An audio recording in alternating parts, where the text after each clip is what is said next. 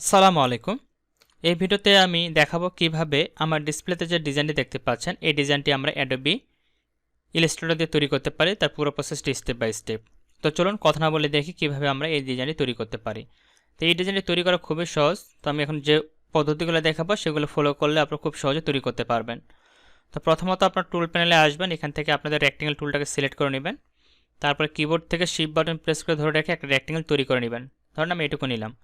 এরপর এখান থেকে আমরা স্টকটাকে আপাতত অফ করে রাখতেছি, ফিল কালারটাকে চেঞ্জ করে এখান থেকে একটা ফিল কালার দিয়ে দিবেন।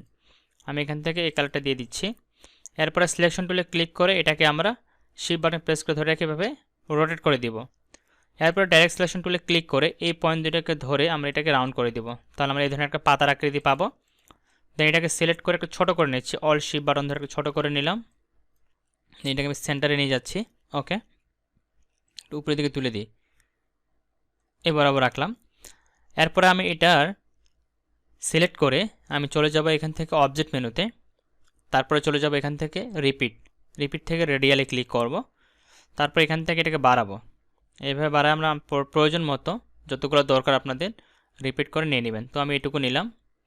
নেওয়ার পরে এখান থেকে আমরা ফিল কালারটাকে স্টকে কনভার্ট করে দিব, স্টকে চলে আসবে। দেন এখান থেকে স্টকে আমরা গ্রেডিয়েন্ট কালার ইউজ করব।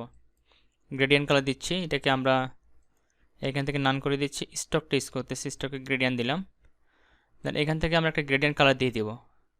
তো এখান থেকে আমি এই রেড কালারটা দিচ্ছি এই সাইডে, এবং এই পাশে আমি অরেঞ্জ কালারটা রাখতেছি। এটা লোকেশনটাকে আমি 50% করে দিচ্ছি। এখান থেকে আমি লেখো দিতে পারি, 50% করে দিলাম। দেন এটাকে রেডিয়াল করে দিচ্ছি।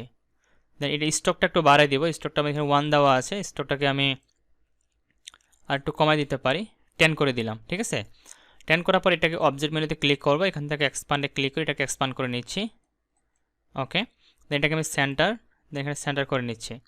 এটাকে সিলেক্ট করে কন্ট্রোল সি দিয়ে কপি করব, অথবা এখান থেকে এডিট মেনু, দেন কপি, দেন এডিট মেনু আবার পেস্ট ইন ফ্রন্ট। তারপর অল্ট এবং শিফট বাটন দিয়ে এটাকে ছোটো করে নেবেন। লাইক দিস আমি এটাকে এ পর্যন্ত নিয়ে রাখলাম। এরপরে দুইটাকে আমরা সিলেক্ট করব, সিলেক্ট করার পর চলে যাব ব্লেন্ড অপশনে, অবজেক্ট মেনুতে, অবজেক্ট মেনু থেকে ব্লেন্ড থেকে ব্লেন্ড অপশন।